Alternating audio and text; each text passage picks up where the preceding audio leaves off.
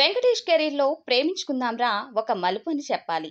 అప్పటిదాకా ఫ్యామిలీ హీరోగా ఉన్న వెంకీ ఇమేజ్‌ని లవర్ బాయ్‌గా మార్చేసింది ఈ మూవీ. తనకు యూత్‌లో కొత్త ఫ్యాన్స్‌ని తెచ్చిపెట్టిన 'ప్రేమించుకుందాంరా' ఎలా స్టార్ట్ అయ్యిందో, దాని వెనుక జరిగిన కథ ఏంటో చూద్దామా? 1993లో అసిస్టెంట్ డైరెక్టర్‌గా పనిచేస్తున్న జయంత్ సి. పరాన్జీకి దర్శకుడిగా మొదటి అవకాశం ఇచ్చేందుకు సురేష్ బాబు మాటిచ్చారు. అందులో భాగంగానే ముందుగా ఒక కథ అనుకొని సౌందర్య, మాలాశ్రీ, వాణి విశ్వనాథ్ హీరోయిన్లుగా వెంకటేష్తో ప్రాజెక్ట్ అనౌన్స్ చేసి కొంత భాగం షూటింగ్ కూడా చేశారు. ఏఆర్ రెహమాన్కు సంగీతం కోసం అడ్వాన్స్ ఇచ్చారు. తీరా రషీస్ చూసుకున్న జయంత్, సురేష్లకు ఏదో తేడా కొట్టేసింది. వెంటనే దాన్ని క్యాన్సిల్ చేసి బ్రేక్ ఇచ్చారు.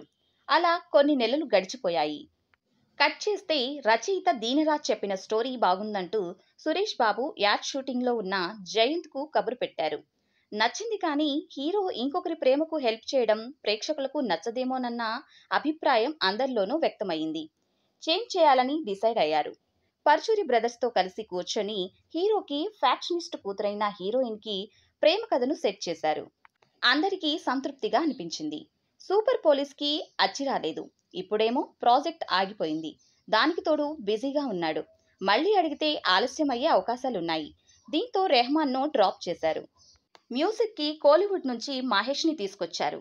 తర్వాత అది ఎంత గొప్ప నిర్ణయమో ఆడియో రుజువు చేసింది. విలన్ కోసం చాలా కసరత్తు జరిగింది. తర్జన భర్జనలు, వెతుకులాట్ల తర్వాత వేషాలు లేక సొంతూరు వెళ్లిపోయిన జయప్రకాష్ రెడ్డికి కబురు వెళ్ళింది. ఆయన అప్పటికే సురేష్ సంస్థలో ప్రేమ ఖైదీ, బొబ్బిలి రాజా లాంటి బ్లాక్ బస్టర్లో నటించారు.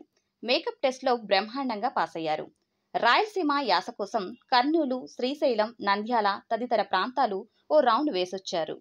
ఆయన పక్కన శివుడి పాత్రకు శ్రీహరి ప్రాణం పోశారు. 2 పాటలు రికార్డింగ్ అయ్యాక మహేష్కు క్యాన్సర్ వస్తే మిగిలిన పాటలు బ్యాక్గ్రౌండ్ స్కోర్ మణిశర్మ ఇచ్చారు. కర్నూలు తదితర ప్రాంతాల్లో షూటింగ్ జరిగింది. 1997 మే 9న విడుదలైన 'ప్రేమించుకుందాంరా'ను ప్రేక్షకులు మనసారా దగ్గరకు తీసుకున్నారు.